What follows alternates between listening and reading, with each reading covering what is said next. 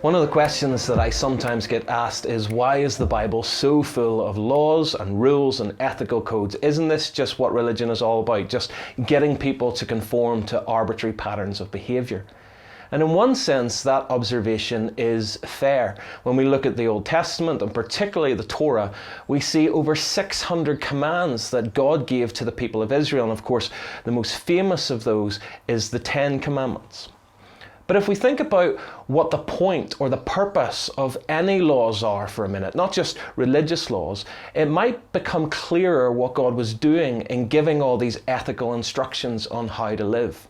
I think there are two main purposes to any law that we live under in our everyday lives.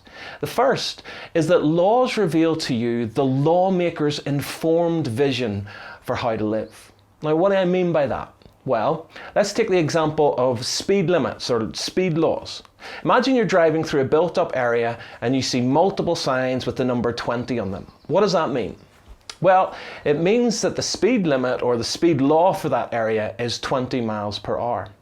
But it also means that those who've been involved in lawmaking have considered the evidence, they've considered factors like how busy and how populated the area is, there might be schools, and the fact that you're far more likely to injure someone badly if you hit them at 30 miles per hour than 20. And so they've concluded that the best way to live behind the wheel of a vehicle on this road is to not exceed 20 miles per hour.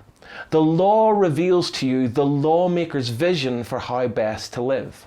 And just like speed laws, God's laws aren't put there to ruin our lives or to spoil our fun, but to protect our lives and the lives of other people. And if that's the case, then it helps us to see the kind of person that the lawmaker might be in caring about us so deeply. It's interesting that even though we sneer sometimes at the Bible's more specific laws of avoiding things like cross-contamination or foods that aren't good for us to eat, suddenly in the light of coronavirus, the Bible's advice on how to handle meat products and things like hygiene doesn't seem so out of date. But the second purpose of a law is that laws motivate you to behave in a certain way even when you don't want to.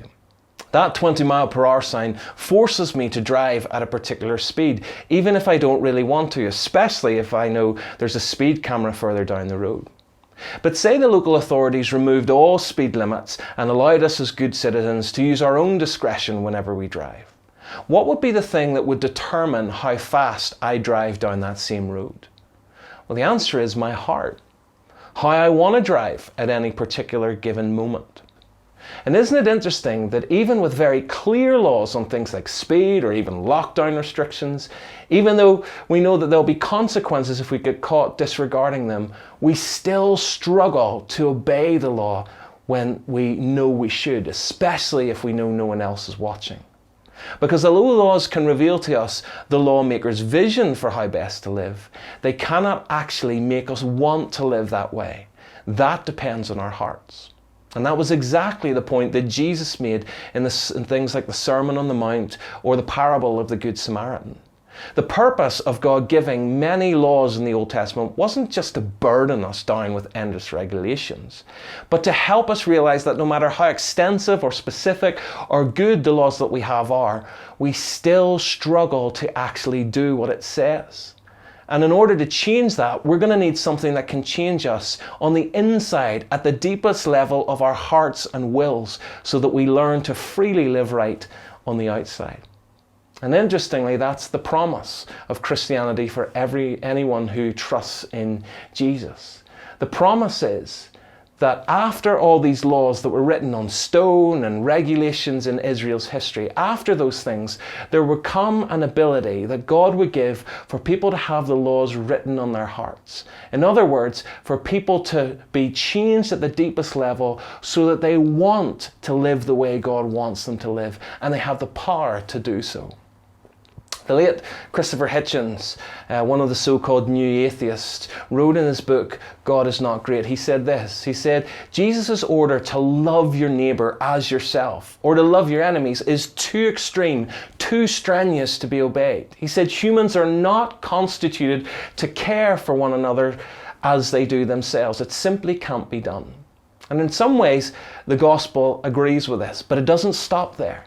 It claims that there's a real power for anyone who trusts in Jesus to be changed at the deepest level so that we want to and are actually able to live the right way.